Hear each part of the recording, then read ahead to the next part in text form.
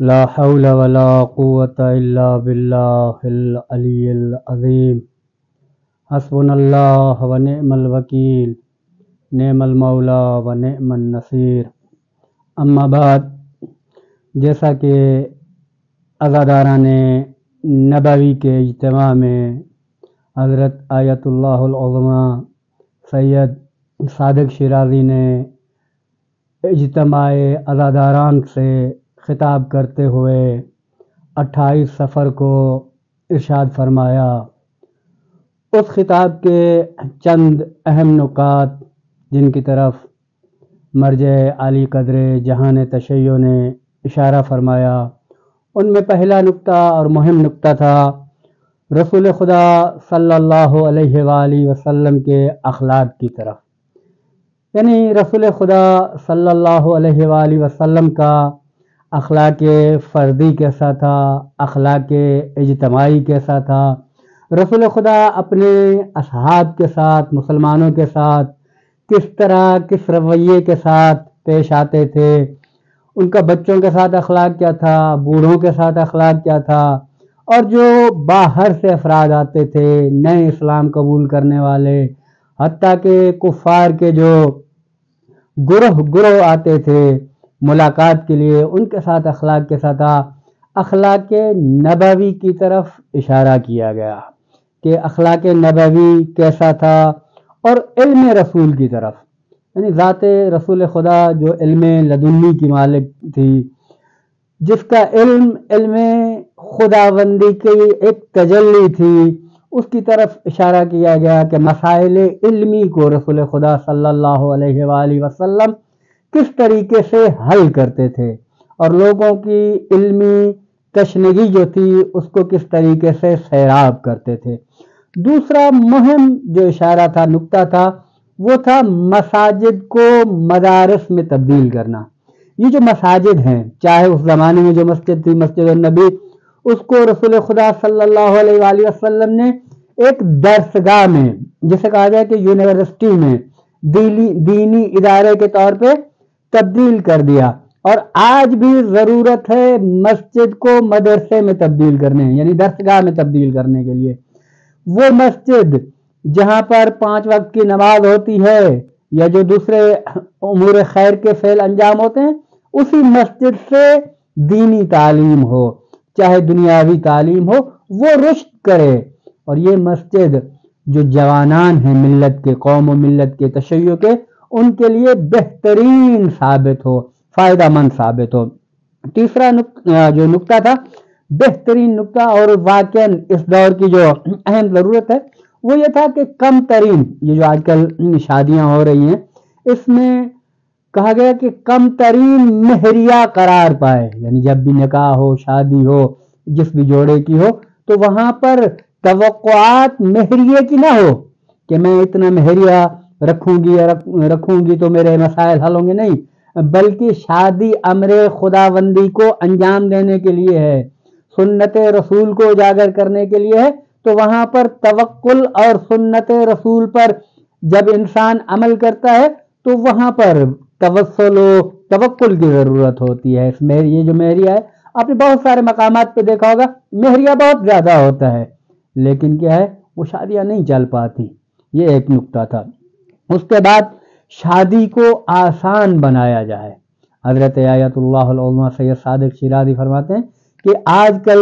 جو مشکلات ہیں شادیوں کے نہ ہونے کی، وہ توقعات زیادہ ہیں، یعنی شادی تب کروں گا یا تب کروں گی جب فلاں کے، یعنی جو طرف مقابل ہے، اس کے پاس گھر ہوگا، گاڑی ہوگی، جاب ہوگی، اتنی انکم ہوگی۔ وہ ہونا ضروری ہے، لیکن وہ بعد میں بھی انجام پاتا ہے، ایک دوسرے کے ساتھ مل کے انسان جب کوشش کرتا ہے تو خداوند عالم جب بھی جو قرآن میں حکم ہے نکاح کا کہ نکاح کرو گے تو خداوند عالم آپ کی رزق و روزی میں برکت دے گا، تو اسی اعتبار پہ، توکل کے اعتبار پہ انسان کیا ہے، آگے اپنے انہی امور کو چلائے۔ اس کے بعد جو نکتہ تھا، مساجد کو اسلام کا مرکز قرار دیا جائے۔ یہ جو مساجد ہیں، ان کو اس تعلیم اسلام کا، پیغام اسلام کا جو میسج ہے، بہترین میسج، امن، اتحاد، وحدت، یا شاعر الہی، ان کی جو تعظیم ہے یہاں پر، یا حتیٰ کہ قرآن کی تعلیمات، احادیث نبوی کی تعلیمات، ان کا جو مرکز ہو وہ مسجد ہو. یہاں سے مسجد کی کیا ہے اہمیت، خود اہمیت مسجد بھی اجاگر ہوتی ہے اور اسلام کا مرکز بھی بنتی ہے مسجد. اور مسجد ہو، امام بارگاہ ہو، فاؤنڈیشن ہو، ان سے علوم اسلام کی ترویج کی جائے. ایسا نہ ہو کہ مثال کے طور پہ امام بارگاہ ہے تو اسی کو کسی بھی کام میں نہیں لایا جا رہا. کوئی دینی اکیڈمی ہے، کوئی اسلامک اکیڈمی ہے، اس کو کسی کام میں نہیں لایا جا رہا، نہیں، بلکہ وہاں سے علم آل محمد، ایجوکیشن جو ہے وہ بہت ضروری ہے. فکر و شعور و عقل کے لیے تعلیم کا ہونا، علم کا ہونا بہت ضروری ہے. اور یہی چیزیں ہمیں کیا، جب ایک امام بارگاہ، ایک فاؤنڈیشن، ایک اکیڈمی، ایک مسجد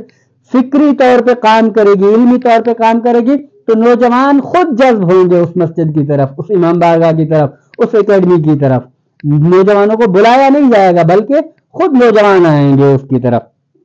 اور آگے جو نکات تھے، بہترین نکات تھے حضرت آیت اللہ العظمی مرجع علی قدر جہان تشیع حضرت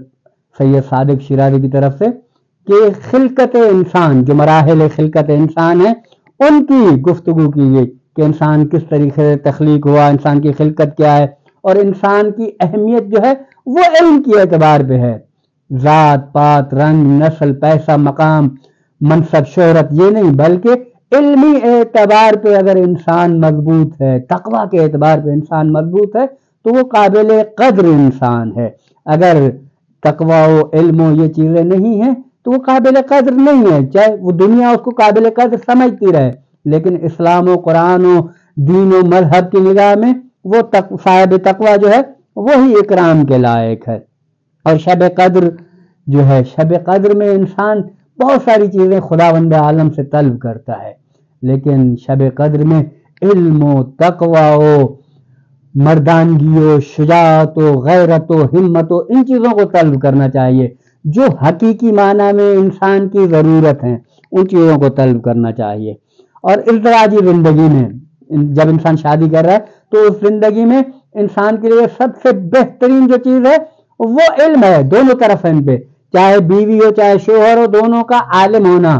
علم حاصل کرنا، دونوں صاحب علم ہونا بہترین ہے. کیوں؟ کیونکہ اگر عالم ہیں تو اپنے بچوں کی صحیح نمونے سے تربیت کر پائیں گے، کیونکہ آگے آنے والی جو نسل ہے اس کی تربیت ان کے ہاتھوں میں ہوگی.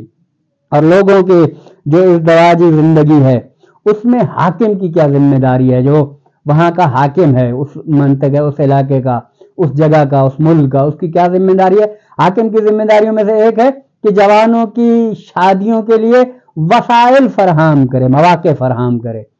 کیوں؟ کیونکہ جہاں پر بھی نکاح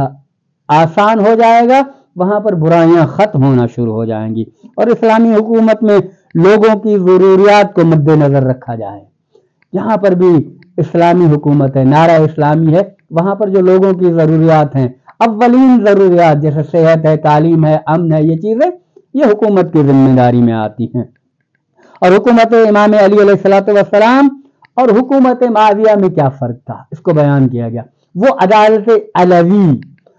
جو حکومت علوی تھی وہ عدالت پہ قائم تھی، اور جو حکومت امیر شام تھی وہ فسق و فجور و لبادہ اسلامی تھا، لیکن اس کے اندر منافقت پائی جاتی تھی.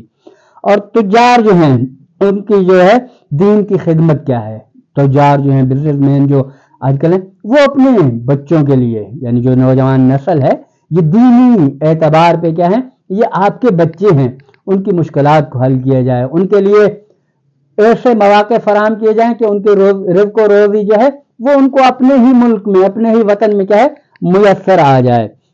اور تجار کیا ہیں، یہ دین کا بہترین کام کر سکتے ہیں. اور مسجد میں رسول خدا صلی اللہ علیہ وسلم کی طرف سے کیا ہے،